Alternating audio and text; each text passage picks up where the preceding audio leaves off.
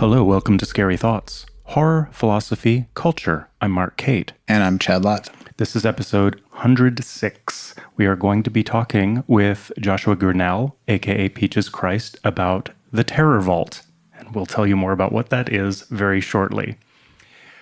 Really quick, do you have anything to plug? No, I never have anything to plug. Yeah, and this entire episode is a plug for the Terror Vault. So I guess let's just get straight into it. And we normally say spoilers ahead, but I think we should not spoil anything about the Terror Vault. I won't. I mean, anything that I spoil, it's already been decided that it's okay to share. Right. But trust me, there are major and plenty more secrets. Great. So, Hi, Peaches. Hi. Thanks for coming on. Thanks for having me. So, the Terror Vault this year is the Summoning. Yes. Plus the Fang Bang, as always. Right. Tell us about the Terror Vault. Tell us about the Summoning. Yeah. Well, the Terror Vault is a collaboration that I do with my friend and business partner and creative collaborator, David Flower. We started it back in 2018. The two of us met, and I was doing a summer season out in P-Town, Provincetown, Massachusetts. I was doing a show, and people kept saying, you have to meet David Flower. And I actually had heard about him from San Francisco because he had lived here in the winters and had lived in Provincetown in the summers. And he was doing haunted attractions in the fall in Provincetown. And I saw photos, and the production design was gorgeous. So I was like, yeah, I do have to meet him. And that was kind of it. I said, if I find us a space in San Francisco, could we join together? Because I'm definitely a haunt enthusiast and a fan and wanted always to create my own haunted attraction. But I knew that I didn't have the skills or the engineering mind to build the sets and do all of that stuff. So I tend to be more of the writer-director of the duo, and David is definitely the production designer and sort of special effects master. And we started by creating a show that selfishly we thought this is what we would want to see, which is really a mashup of immersive theater and old school carny haunted attraction. And I would say that that's really what it is. And I think a lot of people say, our haunt is it tells a story and there's theater. And, I've heard Universal say that and certainly that's true. But it's like, I think we take it a step. I mean, our show has a script, Yeah. So it really is immersive theater meets, haunted house. So if I may, backing up in the narrative a little bit, have you ever done a haunted attraction, even in the most liberal description of what that could be, before this? Yeah, that was how I got my start in theater, really. Oh. Well, that's not true. I was like a kid who knew I wanted to do theater and make movies from a very, very young age. So when my parents started to try to encourage me to do sports and stuff, I really rebelled. I mean, I was terrible at it. I had no interest. So at a really young age, they sought out and found a children's theater workshop, and I started to do that.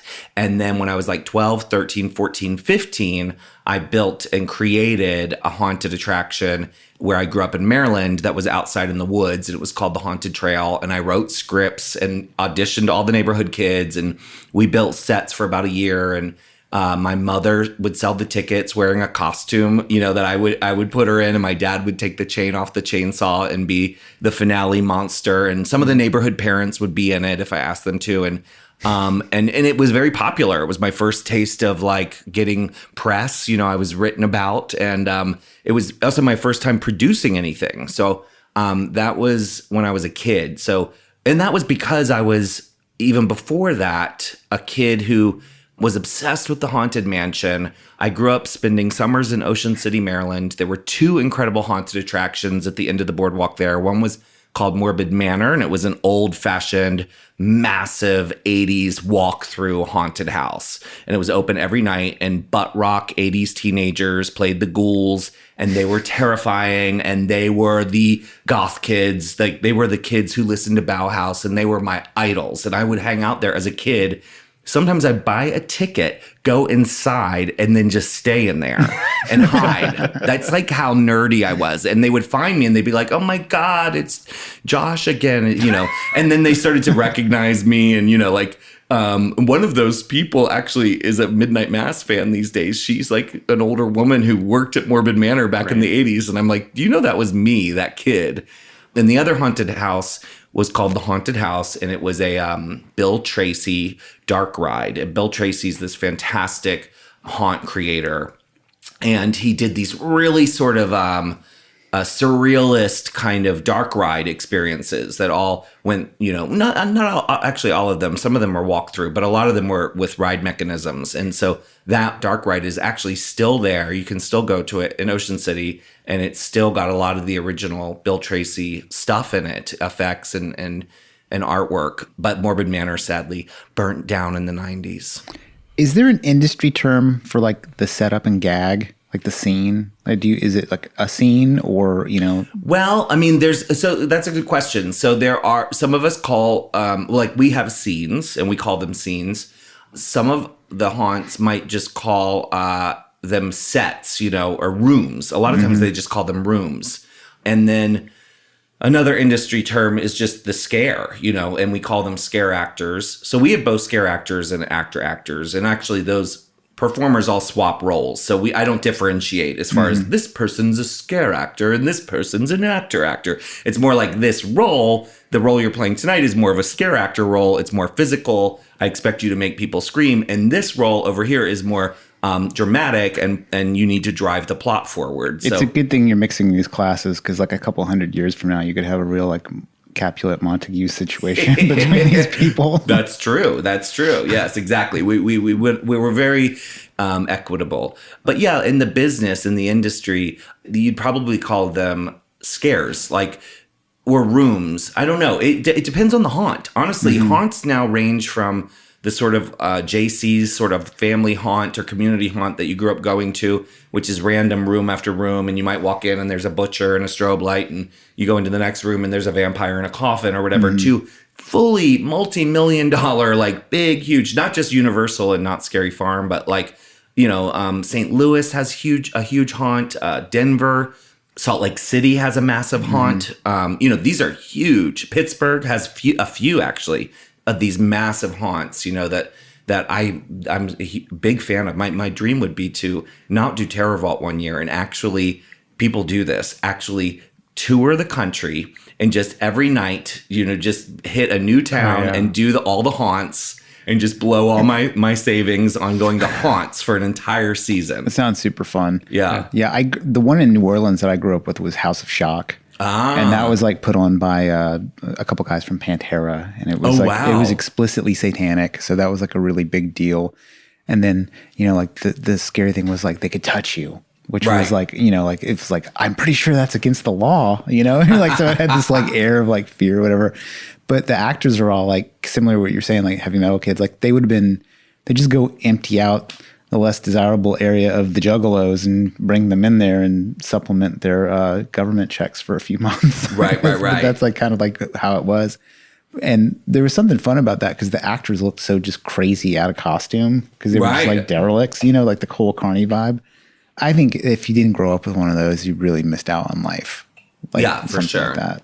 Yeah, I mean, I know people who have not been bit by the bug at all. They didn't have it when they were kids that I have to convince to come because they have an idea of what it is and they're just not interested, like friends, And I'm like, look, I work really hard on this, come to the show. And often they go through and they go, oh, I had no idea. That was so fun. Wow. I had no idea where I was. That was crazy. How everyone talks after a great movie, they really get excited. Like that's my hope is that like when you're done with the show that your adrenaline's running and you just want to talk about it and maybe even do it again, And I think for us who grew up going to them, we know like actually haunted attractions really were the first immersive theater. Like if you think about it, like this word immersive is so popular right now and everyone wants an immersive experience. It's like, well, haunted houses have been immersive theater since like the 40s.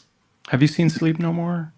Yeah, I did. And I liked it a lot. And of course, that's a bazillion-dollar production, right? Yeah. Like that's millions and millions of dollars and it's a year-round show. But my issue with it is that I'm a storyteller, right? I'm a filmmaker and I do plays and I write scripts. And so with Sleep No More, I kept being frustrated by like, where am I supposed to be?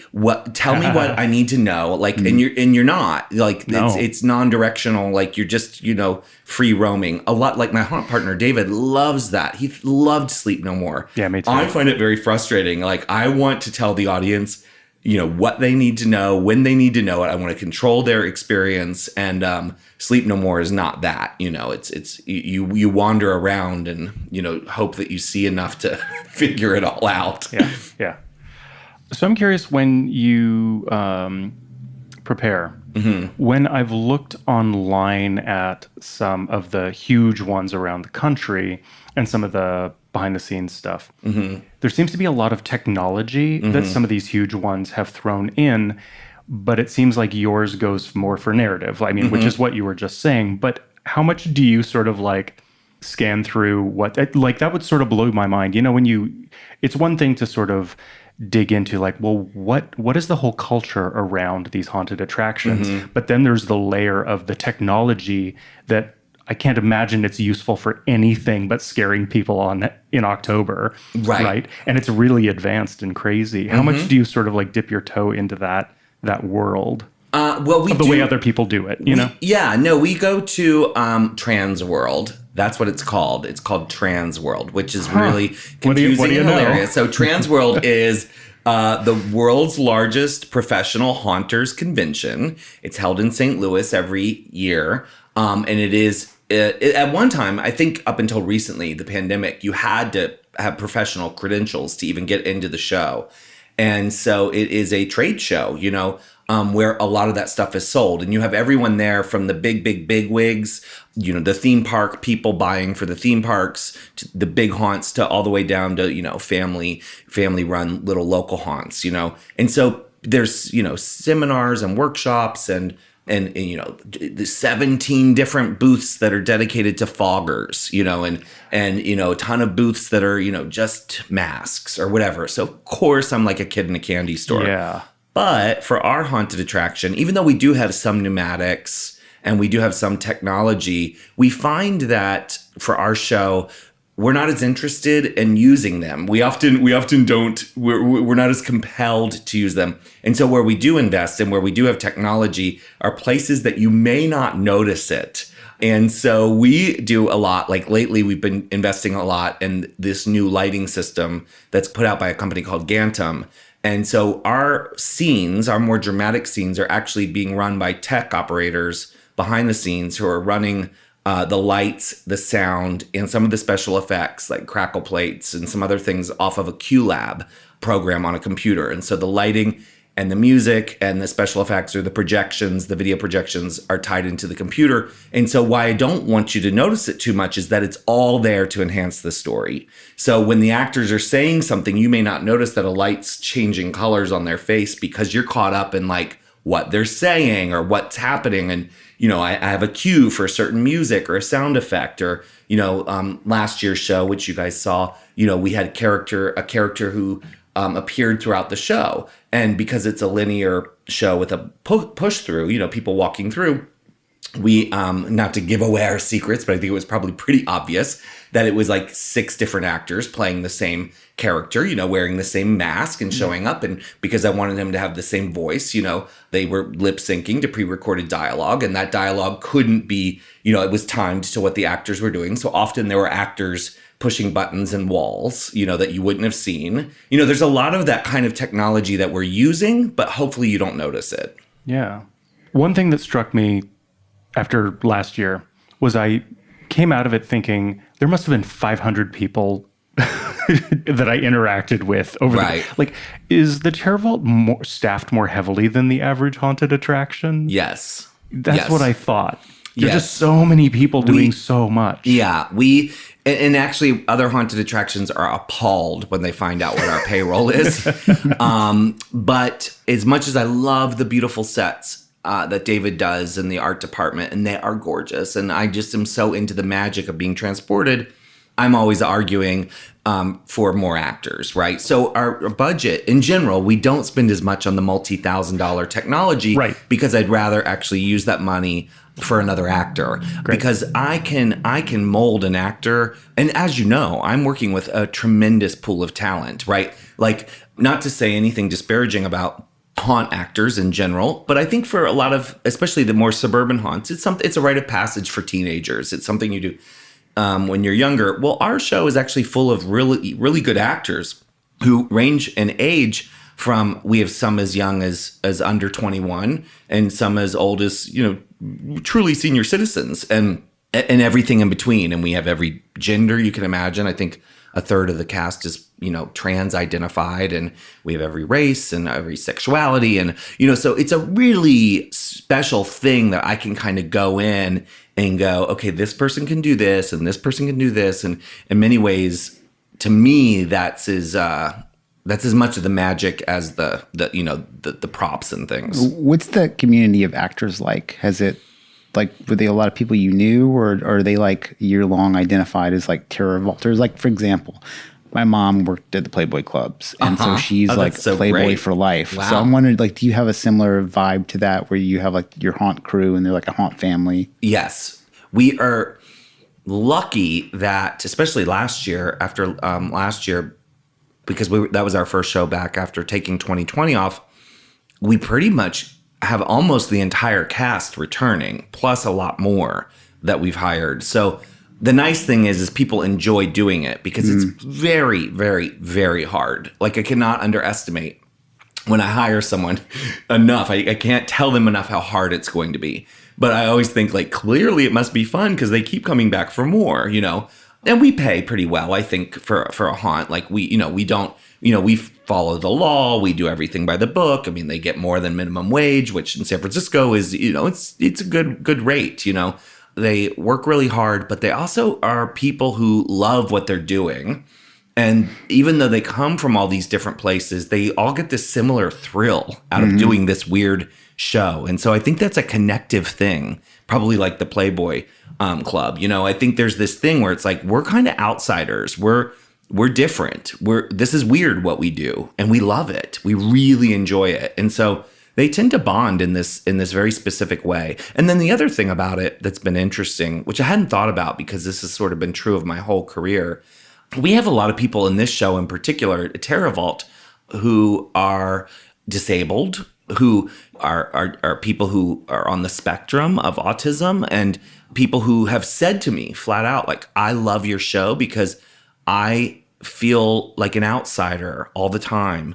We have one woman who's, uses a chair, Oh, she's a comedian, right? Yes, yeah, Jade. Yeah. I became a fan of her through the Terror Vault. She's amazing. And she's the best. So good. She's amazing. She's genius. And I said to her once when she came in, I was like, God, it's going to seem like I'm exploiting you, And she said, why do you think I'm here? Please exploit me. And I said, oh, that's interesting. She said, I scare people every day, just from being out in the world. I can come here and get paid for it. Do you know what I mean? Like I thought, and that was a real light bulb moment. And then looking at my cast and myself, I'm like, we are the weirdos, mister, And so, yes, I think if you were to come and look at the Terror Vault green room, you'd be like, oh. I mean, in that way, that's not such a far stretch from the Rocky Horror Picture Show. Like, I'm like this all day. Yeah, we're carny people.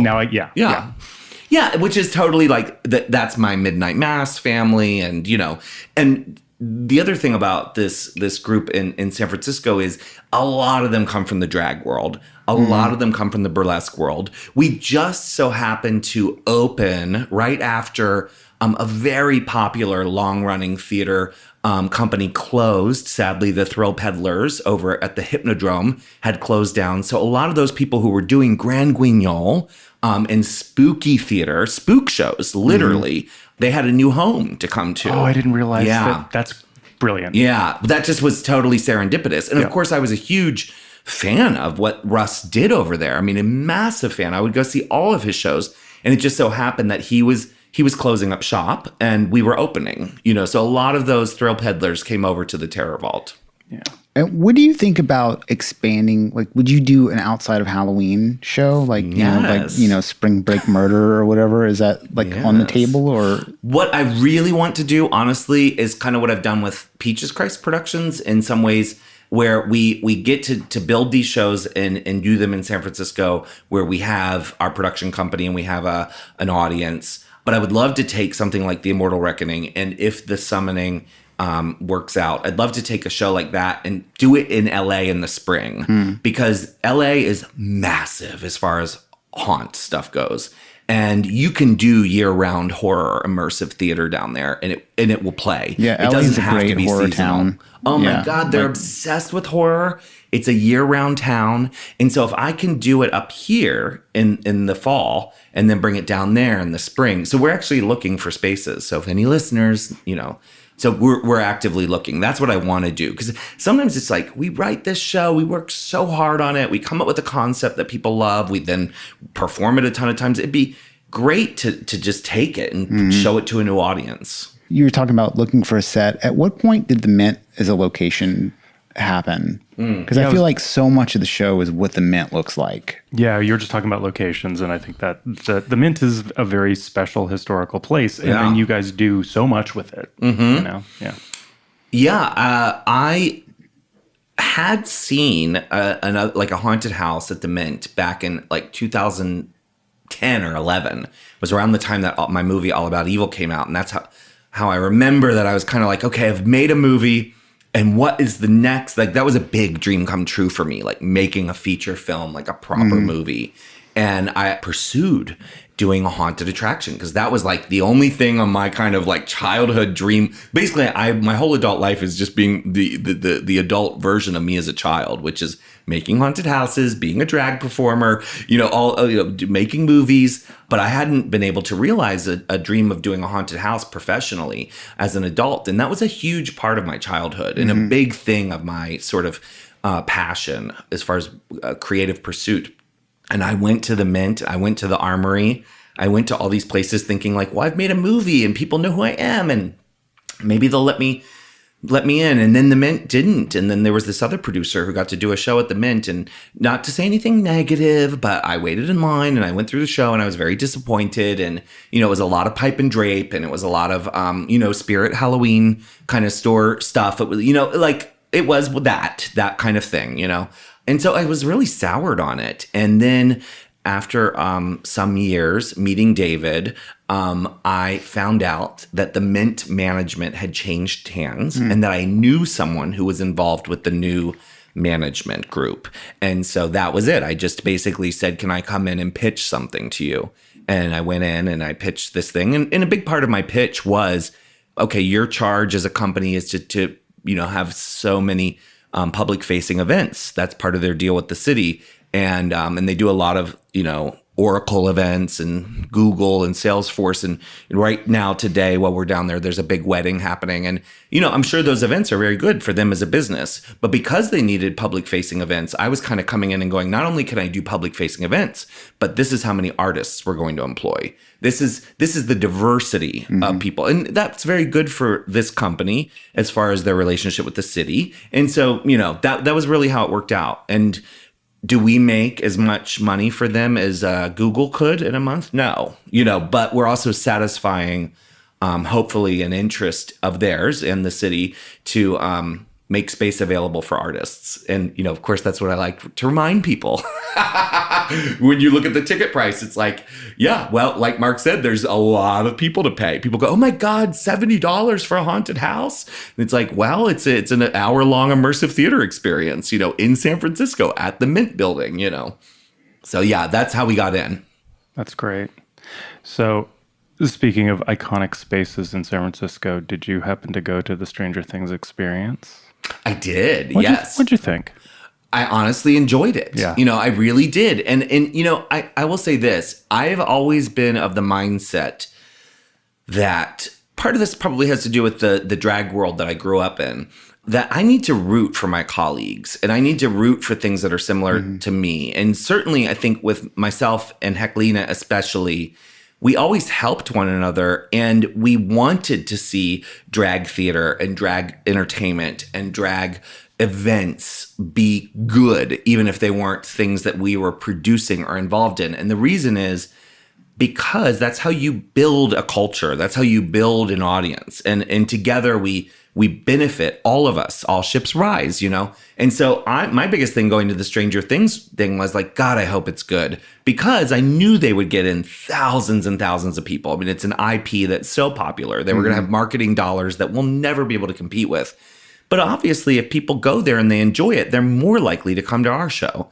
So I went to it, and I actually thought it was really well done. I thought that the way they used their bazillion-dollar budget was great. I was invited to friends and family because Frank Helmer, who was the costume designer for my movie All About Evil, is also a costume designer on Stranger Things, and he did the immersive experience as well. He did the costumes for that, so he gave me a ticket. So I got to see it before it opened. But what sucked for me was that I saw it before it opened, which meant it was before the season aired. So I saw it not having seen the new season. Then I watched the new season and I was like, oh, okay, now like these sets with the rainbows on the walls and all that stuff like that actually makes more sense now. So I wish I kind of would have had time to go back and see it, but I didn't. But I actually really liked it. Yeah, same. Yeah. I also got to take my 13-year-old niece, and oh, that's right. We were texting about it. You and I. Yeah, I told you I liked it. Yeah. Yeah. But now we're on a podcast. That's true. I mean, there was technology that was so good in that show that just blew my mind. Like the scene with the Demogorgons being released and the way they did the silhouettes and the projections.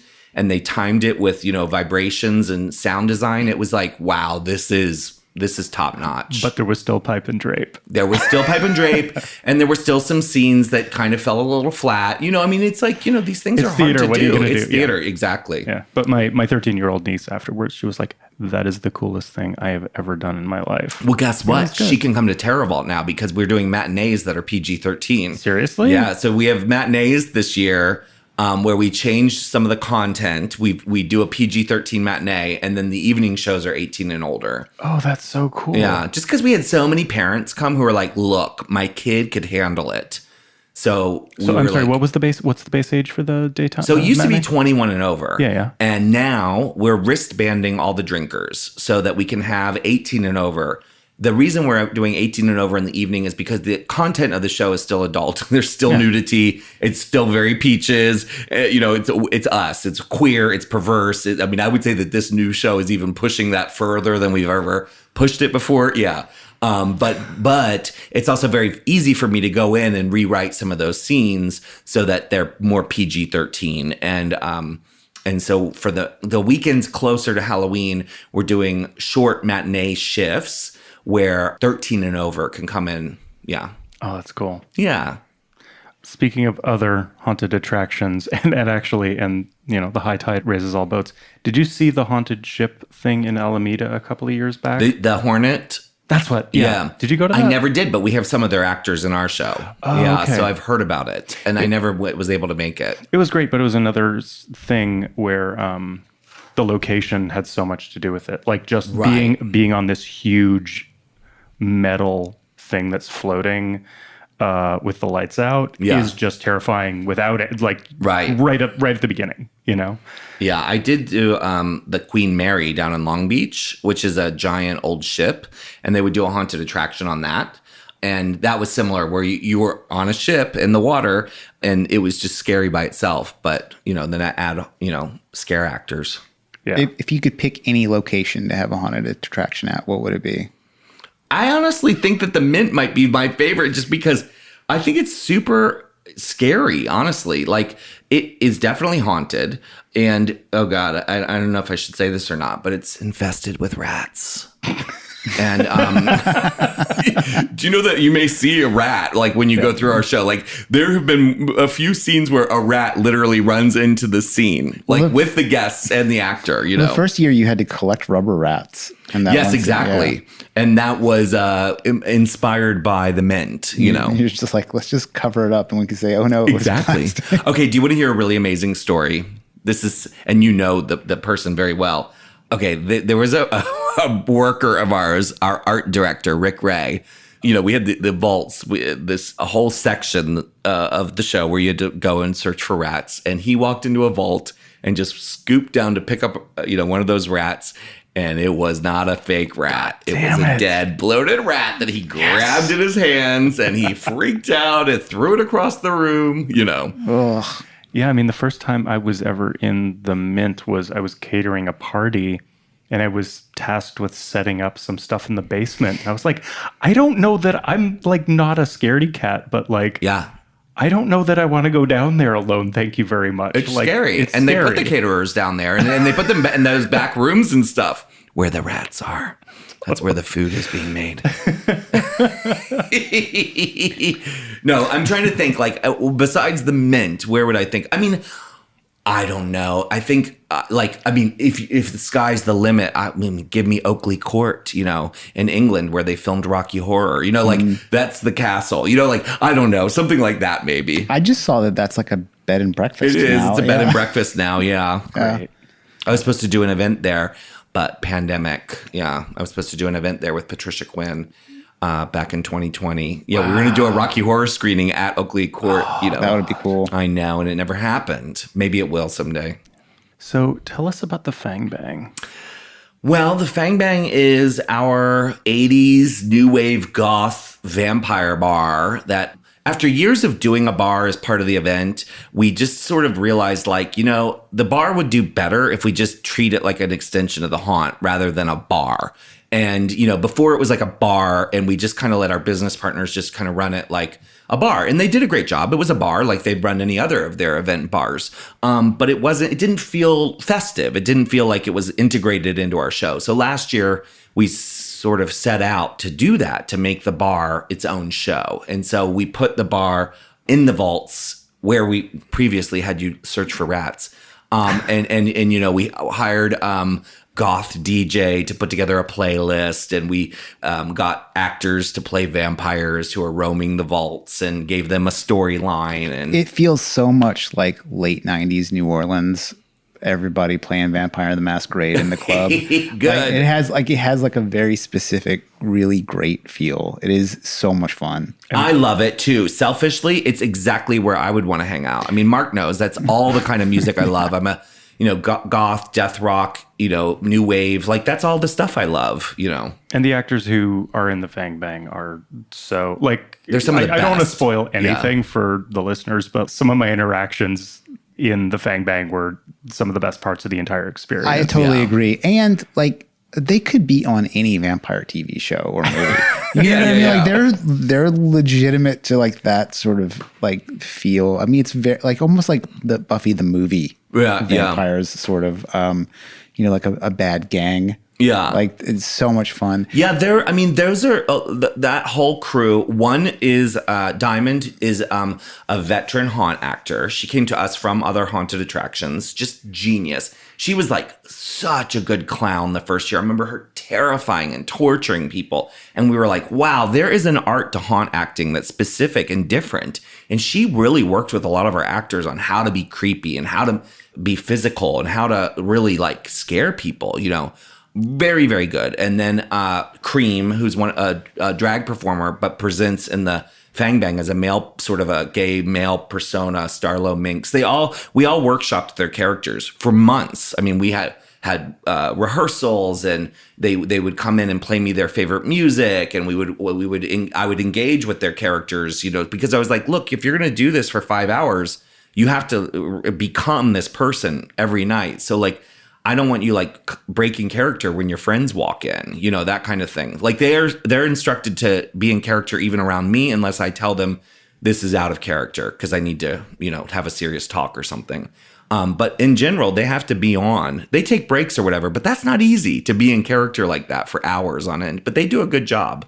As a reference point, for our listeners, I really thought of it as a real life version of Fangtasia from True Blood. Wow, that was a big inspiration for us. No doubt. And then what was hilarious is the new season of What We Do in the Shadows. Yes. Nacho's obsessed with opening a vampire bar. Yeah. And I was like, well, how timely is this? Perfect. So there's something about the idea of a vampire nightclub. Of course, if you've seen the movie Blade, there's that wonderful sequence in the nightclub. I mean, it's a thing, right? So now we have a what's that? The Hunger. Yep. The Hunger. Yeah, of course. I mean, and we of course play Bauhaus all night long, To maybe encourage people who come to the Terror Vault and spend more money. Get hammered. But at the risk of encouraging people potentially crossing over into bad behavior, I'll be very frank and say I went twice last year. Mm-hmm. And the first time I went with Chad. Chad doesn't drink. And it went through it. It was awesome. And I was foolishly off the weed. That was just you were so sober. It was really troubling. I think it's so much. I'll tell you, weed is the worst way to go through Terror Vault because people are just like, like the actors jump out and scare them. They're like, oh, like, oh, cool. It's like, like I don't want someone drunk and I definitely don't want someone high. Yeah. But, a little buzzed is fine. Yeah. The second time I went with some people we all know and I'm not going to name. And they kept buying rounds and rounds and rounds and rounds and then another round before it even started. So we were all just totally wrecked. Thankfully, none of us were bad. We were just like amped. Right. And there is, I'm glad that you brought that up. There is a fine line. Yeah, there is. And totally. we actually are working this into some of the copy this year, is trying to get people to see the Fang Bang as something less of a game and more of a post game thing. And, sure, get there and hang out ahead of your tour, maybe have a cocktail, but definitely don't get there too early and then plan to stay later. Yeah. Because there are a lot of stairs. It's very dark. It is hard to navigate. This year we have people, there's a lot going on. And so the majority of our extractions, that's what we call them. Like we're pimple poppers. Yeah. The majority of our extractions of bad guests are, I would say 90, probably 100%, but maybe 90%. Like, I don't know for sure, but it's a high number are because of intoxication. Oh, no doubt. So, I mean, that's the thing. And then we do have a bar and we are selling alcohol. So there is this part of me that's like, but I mean, I work in a bar, you've worked in a bar, you've worked in a bar. Like that's also working in a bar. Yeah, like you're selling bar or you're selling alcohol. Yeah. And we actually will try, if someone seems very drunk, we actually will try to reschedule their show before they go through. That's a great idea. Yeah. I mean, we really try to not even have them get in there because we know it's going to be a problem. You just know. Yeah. So we're much better at navigating that. And I think because we have return customers, they're actually better at like not getting wasted beforehand. Sure. Yeah. Another thing I did on that second one, the second time through, is everybody I was with, none of them knew each other. And literally by room 2, they were all like clinging to each other, screaming. It was pretty good. That's great. It was like a very instant bonding kind of group. It was great. Yeah. How does the writing go? Like, do you have, obviously there's scare effects that inform it probably, and then you have the location itself, but like you sit down and you're like, day 1, Terror Vault, chapter 1. Like how does it? So like for the summoning this year, we have a mission statement that's up on our office wall. It's very, very long.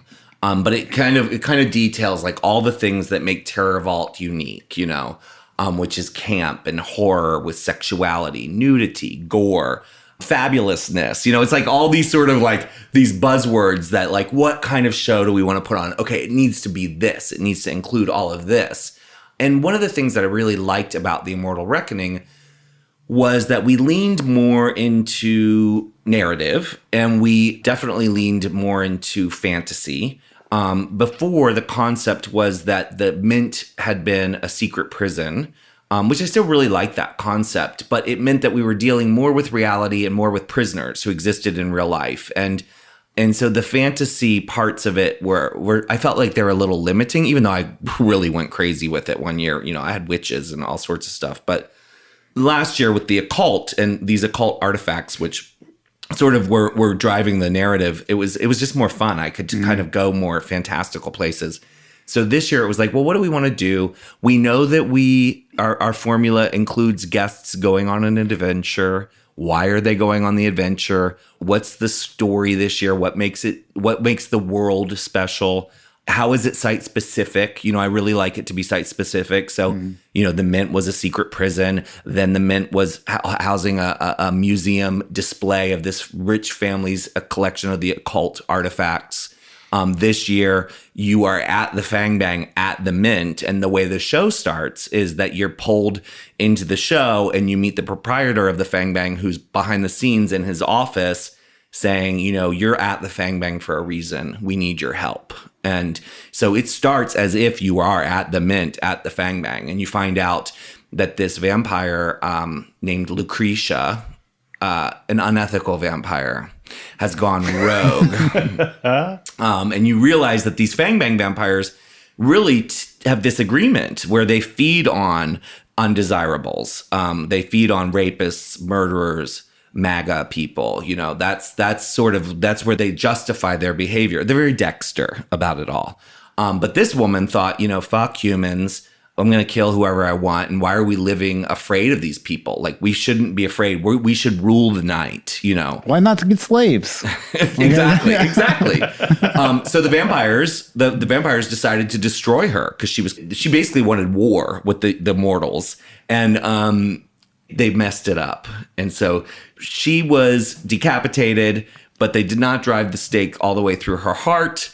She is a nefarious specter who's living as a ghost and torturing them. And the vampires can't speak to the specters because they are vampires. They are undead. And so they need you, the humans who've been invited into Fang Bang tonight, to go into the next room and help them have a seance. And so right away, the guests are engaged. The guests are actually telling the vampires what the ghosts are telling them. And then the vampires, through the humans, decide that the humans need to cross over and find her and bring back her head. So it is very engaging this year. And that was one thing that I learned from last year, writing last year's show, was that I wanted it to be an adventure. But I realized after it was over that the audience wasn't really involved. They were watching the adventure. Whereas this year, they're way more involved. And there's a lot that I can't tell you. But once I decide with David, what it all is going to be, kind of talking it all out, like just friends in a room, like blah, blah, blah. Then I sit down and I start making an outline of rooms. And because it's site specific, I can actually go, okay, this could happen here. This could happen here. The outline gets fuller and fuller and fuller. We do it on a Google Doc, so we can both kind of add to it, and we talk through things. And then as it gets bigger, we go in and go, okay, here's a scene. This is a maze. This is the scare. This is a scene. This is a scare. This is a scene, maze, scare. And we literally start figuring out the pace and the flow and where the scares are happening. Then eventually I sit down, take all that information, and I write a script. And is there like a Robert McGee of haunt writing, or have you just developed this like creative method? No, I made it up because I don't think it exists. So in the script, there are things that we just made up for the purposes of our business. For example, we have what's called stopgap scenes. And that's just a word that I just made up because, I needed something to describe what this thing is. And what it is that the scene is hard to script. And the reason it's hard to script is because I will work with an actor in a stopgap scene, and it will say, stopgap scene. This is a pervert in a bathroom, and they are doing XYZ. Could include like in a list. And what that means is they're actually massaging the flow of the show. They're listening to the audience before them and after them. And so one scene might be much longer than the next, depending on what they're doing. And these scenes are actually the ones controlling the speed at which people are going through the show. And so I'll work with them on improv and how to build the scene. But what they're really doing is stalling you. And I don't want the audience to know that they're being stalled. So the idea is, let's create a scene that could be really long and robust and juicy, or one that could just be really a quick moment. And if you've come to the show more than once, we had a guy come last year 5 times. That's awesome. We don't know him. And he loved it because he was like, this time this happened. And it's like, yeah, I mean, that's kind of the nature of the show. It's a living, organic, breathing thing. At any given moment, there's 6 different groups of people moving through there, So it can't always be the same. So when I only saw Sleep No More once, and when I saw it, I was running down this hall, and someone literally like grabbed me and threw me into this like very narrow room with one other guest. And these 2 dancers did this performance that lasted a really long time, but it was like just for the 2 of us. Right. And I know they probably did it several times that night, but it was this very private show that was quite long for 2 people, 2 random people. And so the first time I saw a Terror Vault attraction, I went with Monique. And like, we'd go into a room, someone would recognize Monique, obviously, grab her, take her out of the room, and then we wouldn't see her until like we'd get to the next room, and she'd show back up, and then someone would see Monique, grab her, take her out of the room. And so I was just like, what the fuck? Yeah. But so it just and then last year there was less splitting up Yes. that I noticed, and Yes. that could be just because I didn't see it with you. No, that was a COVID thing. Oh, Yeah. okay, I get So it. that was there were things that we did. We that's a adjusted. whole other level of script writing. We reduced the group size. We limited the sort of one-on-one scenes. Got it. There were just things that we did. I mean, in retrospect, knowing what we know now, I realize like a lot of it probably wasn't that necessary. But yeah, we didn't know. Yeah, of course. Yeah. Yeah. So there is some of that this year, for sure. And in fact, last year we were doing that in the Fang Bang. I don't know if anyone pulled you aside in the Fang Bang, but No, but I saw a bunch of people get dragged over, and I went over to one of the vampires, and I was like, so what's going on back there? And he just looked at me and he's like, you're being way too obvious. And he walked away. I was like, wow, amazing. Yeah. So they, so last year, and I won't give away what they're going to do this year, but last year they would take people into private, we would set aside private vaults, and they would take people only if you're wearing the red necklace, which we should probably talk about. But like if they were wearing the red necklace, which means you opt in for interactivity, and it indicates to the actors that you're game to play and be touched or grabbed or isolated or whatever, they would take these people and do these private scenes, one-on-one or whatever. Yeah. Brilliant. And a lot of that involved, it was so, they would bite them, that was what was, but they would put these blindfolds on them, and, I don't want to give it all away, but they would have these spray bottles with blood in it, and they would put a white mask. They put a white mask over their face and goggles, and then they would pretend to bite their wrist, and they would electrocute them with these shocker things.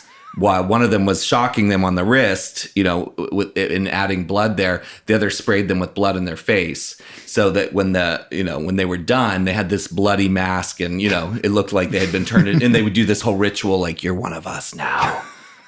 And tell them what to expect now that they were going to turn into a vampire, and So silly. all that. Yeah. It's great. Is this harder than making a movie?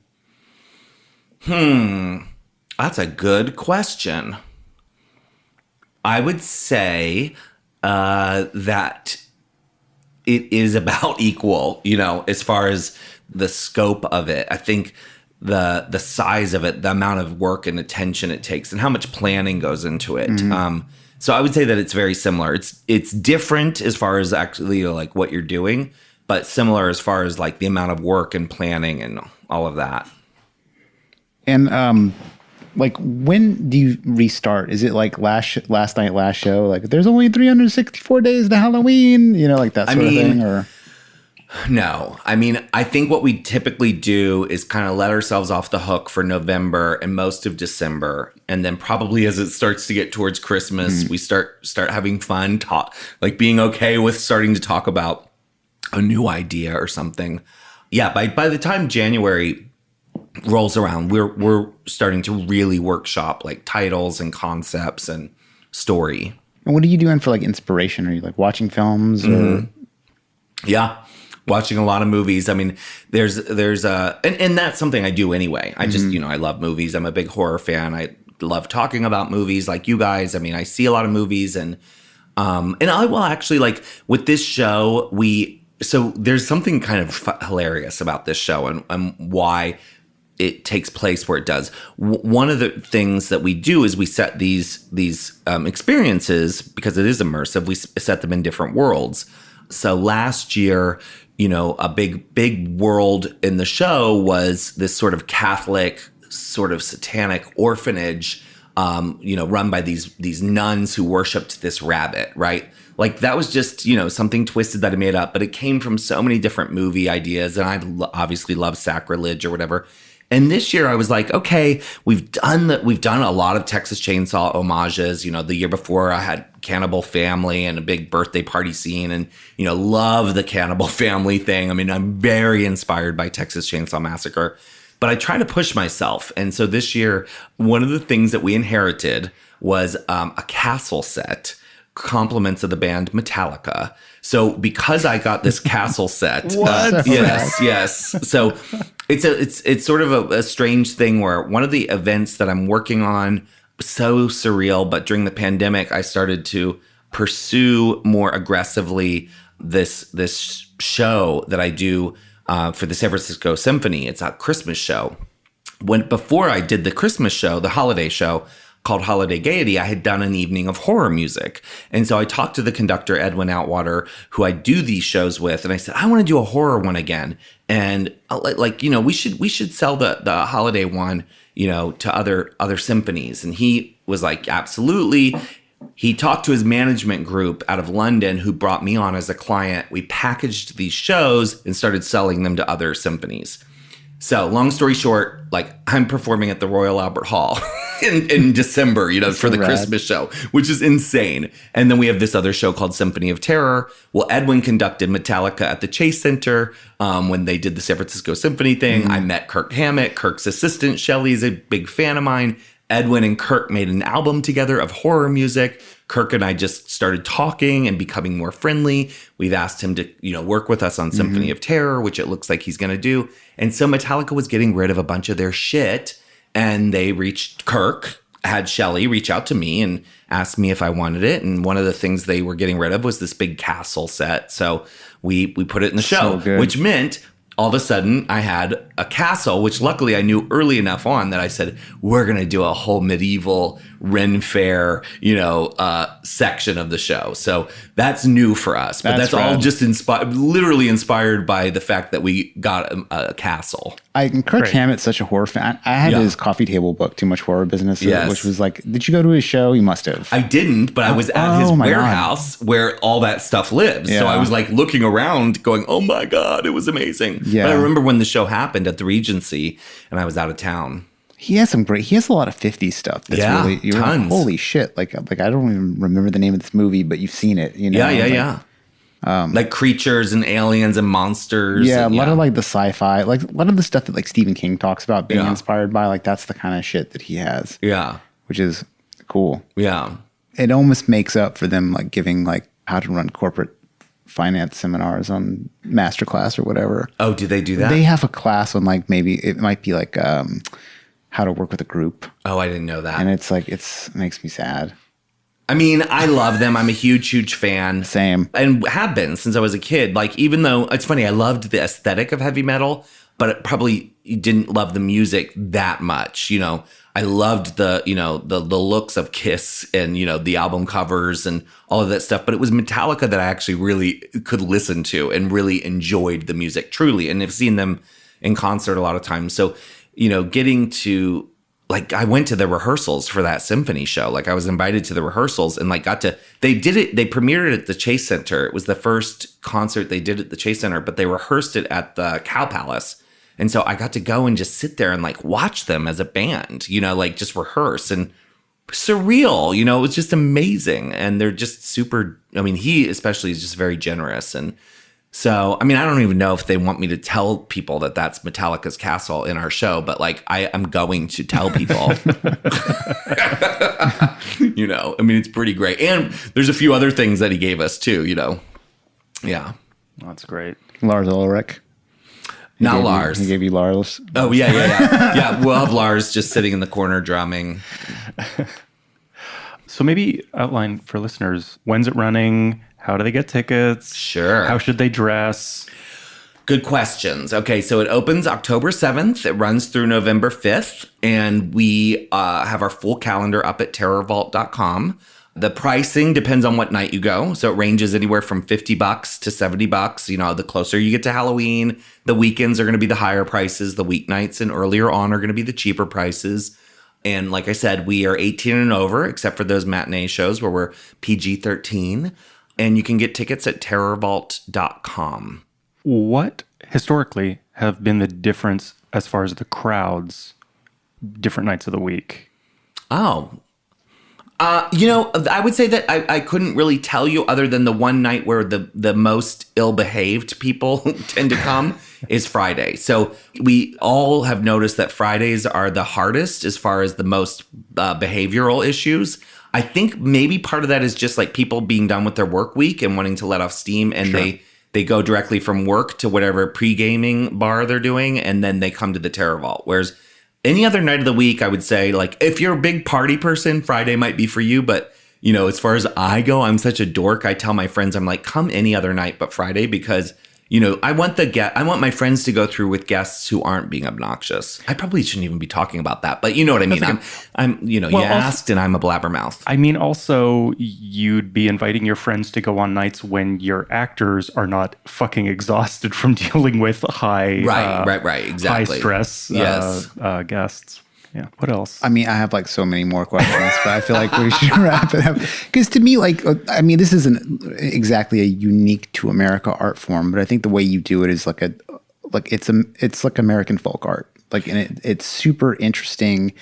It's underground as fuck, but everybody's been to it. You know, like, so that to me is like just such an interesting thing to think about, like this thing that's with us. You know, it's a thing that probably put me on to being into horror anyway as a little kid, you know.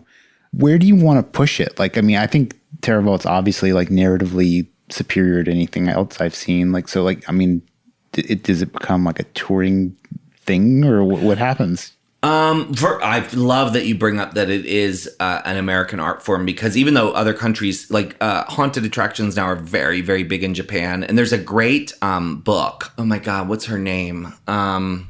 It's called Scare. There is a great book about haunted attractions, and I cannot remember the name, but I met the author, and she toured the world actually like studying the thrill of haunted attractions and why people are attracted to them. And it does really come from America. We are the people who kind of invented this thing. And some countries don't have it at all. They don't get it. They just don't have it. Or they've seen it on TV and movies, like in an American, you know, set films and stuff, but they don't have it. But then some countries like Germany has it big time. I believe that.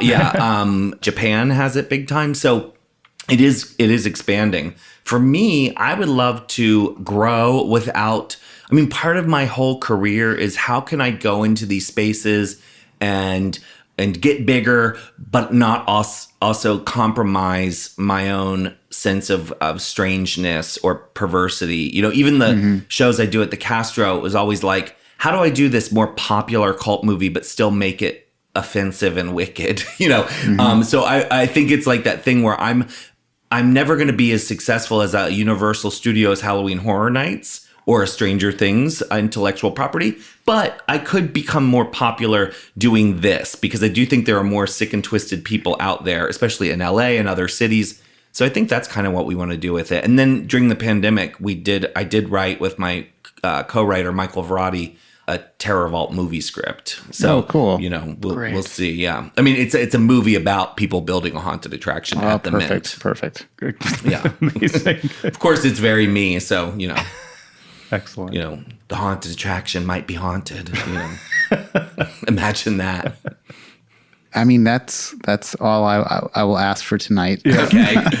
Well, I appreciate you guys being that interested. You asked really good questions. I mean, I think culturally, people are going to be looking for in real life entertainment that can't be mediated by a screen and that requires you to show up in real life. And I think, you know, even like from an occult perspective, like, you could go to a house that might be haunted, or you could come to this thing and have people's imaginations like conjure it in front of you, which I think is a really special thing and unique. And I hope it's super successful this year. Oh, thank you. Yeah. And I think you're right. I think after the pandemic, after just the fatigue of being able to stream and see anything we want at home, you know, it's funny, the red necklaces, when people put those on, we sell way more red necklaces. It's $5 now to get a red necklace and wear it. And we thought when we started monetizing that people wouldn't do the red necklace. We sold more. We gave out more red necklaces. And people actually say, I want to be touched more. I want to be grabbed more. I think that people are yearning for in-person experiences, you know, and part of it's just that we're buried in our phones all day long, you know. And so that idea of being like the group of people, we see that all the time. Groups of strangers meeting up and literally bonding in this hour-long horror experience. And they come out of the show, and they didn't know each other when they went in. They come out of the show, and they are like best friends because they've been hanging on each other and laughing and screaming, and then they get drinks together. And it's like, that's life. To me, this is living. I just love it, you know. I like there's certain demographics that if they're in my group, I get really excited about. Like I'm like, oh, this girl's gonna freak the fuck out. You know, like this is great. Or like it's two things. It's very young girls and dudes that look like they want to be tough. Scream the most. Yes. It's so much fun to be like in those, you know, like some guy who's like, you know, like I'm not going to be scared. And like that guy. Those like, dudes, I just want to tell them always at the beginning of the show, like, you're in for it, because the actors, these are all the nerds who grew up in high school being bullied by the tough guys. So just get ready. The worst thing you can do is be a handsome looking, straight appearing cis male jock, you know, and come to our show. Like, they are going to get you. I say if you have horror shit, wear horror shit too. Because like there's going to be, but when you come in looking like a normie, especially if you have any sort of bravado about you, or sometimes I feel bad for them, you know, because I'm like, oh my God, they're getting it in every scene, you know. And in our show, you know, we electrocute you and, you know, like, you know, all sorts of things. So I'm going to get a polo shirt just for this. I'm going to look like Risky Business era Tom Cruise walking through being like, how are you nerds doing? And just see what happens. Make sure you only wear tidy whities from the waist down. Yeah. Thank you so much, Peaches. Thanks for having me. Yeah.